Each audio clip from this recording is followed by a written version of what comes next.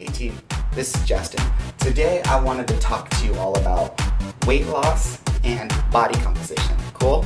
Now there's three things I want you to keep in mind before we go ahead and get started.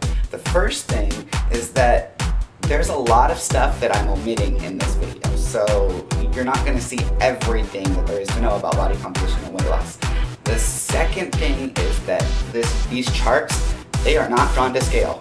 This is not the albeit only way that it can be. The third thing is that this is just the fundamental basics, kind of guidelines of how this works. This isn't the only albeit way. This is kind of the average for the average person. Before we go ahead and get started into body composition and weight loss, we kind of got to understand what those two things are. So body composition, that's the first thing we're going to talk about, is what exactly is your body composed of. Now on this chart, I've used three basic things. Your body's composed of fat, muscle, and bone. Those three things make up you. Your weight is simply your fat plus your muscle plus your bone all put together. That all combined makes up you.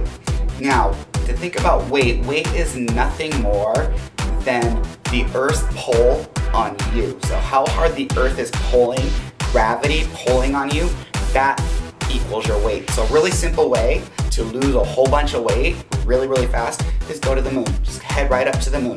You'll find that gravity on the moon does not pull as hard. Therefore, since the pull isn't as hard, you'll weigh a whole lot less. Since on the converse, if you want to bulk, just go to another planet and where the gravity might be 10 times more and you'll end up weighing 10 times as much as you can. So when you think about it in that terms, kind of get overweight. Weight is just these three things combined together and the pull of gravity or the pull of the Earth on those three things. We're going to get a little scientific for 1 second. What I want you all to do is go ahead and close your eyes. Go ahead, keep them closed. And I want you to picture a feather. How much does it weigh? It's pretty light. Go ahead and put another feather next to it. I want you to keep putting feathers in a pile until that pile has accumulated 5 pounds of weight. How big is that pile? It's massive, isn't it? It's a huge pile. It takes a lot of feathers to get 5 pounds of weight. On the converse, I want you to picture a brick. How big is the brick? How heavy is the brick? It's pretty heavy, right? How many bricks will it take to get 5 pounds? Probably just 1 or maybe 2 at most, right? It doesn't take a whole... Here's the key thing to remember. Gravity does not pull down as hard on feathers as it pulls down on bricks. It takes a whole lot more feathers for gravity to pull down and make 5 pounds than for gravity to pull down on 5 pounds of bricks. How does this work with you? Fat is a lot like feathers. It takes a whole width, a whole lot of wide amount of fat for gravity to pull down and make some good solid amount of weight. With the muscle doesn't have to be as wide. It can go ahead and be slightly narrower because it acts like a brick. It's really dense, so gravity can pull down on just a little bit of muscle and get the same type of results. We got to keep that in mind. That'll come back to get us later. All right, you ready to get into the fun stuff that you want to know about? Weight loss? Yeah, let's talk about it. So, this column represents the amount of fat in your body. This column represents the amount of muscle. This column represents the amount of bone. The surface area of the fat and the muscle and the bone all put together make up our body. That's what our body looks like because of the surface area, the sheer amount of that. Now, gravity pulling down on each one of these columns, how hard it pulls, add those three columns together, that makes our weight. So that's how much we weigh, and the surface area is our body type. Now, let's go ahead and talk. To sustain this body, to keep this body exactly the way it is, it's going to take 2,000 calories every day. If we eat more than 2,000 calories, this body's going to get bigger. If we eat less, it's going to shrink. So now let's talk about starting an exercise program. We just started. So our change in fat, having just started, is nothing. Our change in muscle, nothing. Our change in bone, nothing. So our total weight change, nothing. So let's go ahead, we'll start our exercise program and see what happens. Moving right along, we can see that the columns have changed slightly. So therefore, that the whole surface area of these columns is less. Therefore, since they're less, our shape has changed and becomes less. The amount of gravity pulling down on each one of those columns added together gives us our weight. Oh wow, we've lost a lot of weight. Congratulations to us.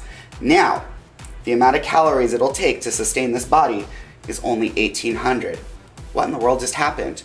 Well, it is a lot harder for your body to sustain a bigger object than it is to sustain a smaller object. Since this is smaller than this does not take as much energy as this does. Therefore, we end up burning less here. Let's go ahead and check what's happened down below. Our change in fat went down. Good, we want that. That's how we lost our weight. Our change in muscle doesn't change. It stayed the same. Our change in bone, our bones will never change. They're just what they are. So that's no change there. Our change in weight went down. So we lost weight. We want that. That's a good thing. Let's go ahead and move on, continuing our exercise program and see what happens. So once again, what we have here is we have the surface area of all three of these things. We can see that they changed a lot. Muscle kind of went up, fat went down, bones did the same. So these three things, this total surface area gives us our new body. Whoa, we look a whole lot smaller. We want that. That's good for us. Now, let's go ahead and talk about how much gravity is pulling down on each one of these things. Combined together gives us 200 pounds. What in the world just happened? We gained weight. Why is that? Remember, feathers, bricks. Does not take as much brick as it does feathers to weigh more. Therefore, that weight went up. Let's talk about this. This is where people commonly give up on their diet program or their exercise program. Why? Because this is where we either start to plateau or the weight loss slows down or even in some cases spikes up. Why?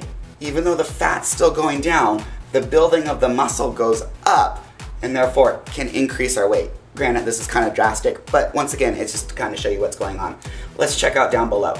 How many calories does it take per day to sustain this body? 2,200. What in the world happened? That shot way up. Why is that? Well, it's because it takes a whole lot more energy to sustain muscle than it does on fat. I want you to think about it this way. Pick up a feather. How hard is it to pick up that feather? Easy, it doesn't take any extra energy. How much energy does it require to pick up a brick? A lot more energy to pick up a brick. Therefore, having muscle on your body versus having fat on your body, it's gonna take a whole lot more energy for your body to have that muscle there versus that fat. Therefore, you can actually eat more because you have more muscle. So, those of you out there are wondering, I'd love to eat, what can I do to continue to eat more or just eat huge meals? Put on some muscle, go lift some weights right now. Let's talk about what's happening. Our total fat loss, or our change in fat, it went down. Our change in muscle mass, our change in muscle went up. Change in bone, no change there, that stayed the same. Our total weight change went up, all right? Now let's go ahead and continue on and see what the final product is. So we kept exercising, we kept lifting weights, we kept dieting, doing everything we're supposed to be doing. Good. So our fat went down, muscle went up, our bones went down. The total surface area is not very much. There's not very much here at all. So our body, oh, score. We got that six-pack we wanted. We have those toned legs and arms that we want. Excellent, we look the way we want. Now, gravity pulling down on each one of these things put together, oh my goodness, we weigh a whole lot less. Congrats to that, we reached our goal. Let's go ahead and look down below and see what's happening. Our calories it takes to sustain this body, 2,600 a day. We can eat a whole bunch more food here than we could when we weighed 300 pounds. Go us, so we can eat more and still stay smaller. That is awesome, why not do that? Our change in fat went down. Our change in muscle went up. Our change in bone, nothing. Our total weight change went down. We reached our goal, we're healthy, we're stronger, and we can eat more. How cool is that? Let's review. So looking at here, all the way over there, what we can go ahead and see is that we lost weight, we decreased the surface area, so we got smaller, we built muscle, lowered the fat content, so we can actually eat more. And our final goal, our final changes, our final net changes at the end, where the weight went down, muscle went up, bone stayed the same, so the weight loss went down. Now, here's what I want you to go ahead and do, having watched this video. I want you to go ahead and think about how this applies to you or how you may have been plateauing. Did this help? I hope it did. What I'd also like you to do is I want you to think of somebody who's struggling with this. They might be plateauing or their weight loss might be slowing down. Share this video with them so they can go ahead and understand what's going on with their body. That is so important. If you have any questions, comments, or concerns, please message me. I'd love to help you out. Other than that, thanks for watching. Hope it wasn't a little too corny, and have a great day.